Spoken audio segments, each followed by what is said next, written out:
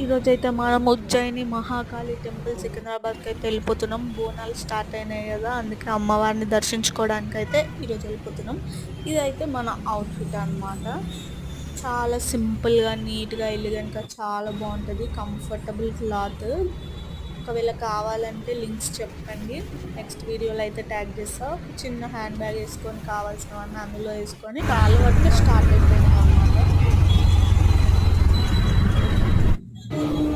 ఇదైతే టెంపుల్ లోపల. నేనైతే వీడియోస్ తీయలేదు, ఎలా చేస్తారో లేదో ఏంటో తెలియదు కాబట్టి చిన్న వీడియో అయితే యాడ్ చేస్తున్నా. తర్వాత దర్శనం అయిపోయినాక పక్కనే వీరభద్ర స్వామి ఉన్నారు. సూపర్ అంటే సూపర్ ఉండే. అమ్మవారు, వీరభద్ర స్వామి అంత గుడంతా అయితే చాలా బాగుంది.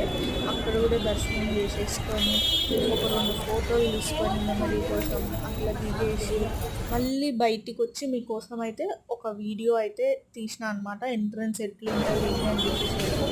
చాలా షాప్స్ అయితే ఉన్నాయి. చాలామంది నిమ్మకాయ దండలు, అమ్మవారికి పెట్టిన చీరలు కూడా అయితే అమ్ముతున్నారు అక్కడ.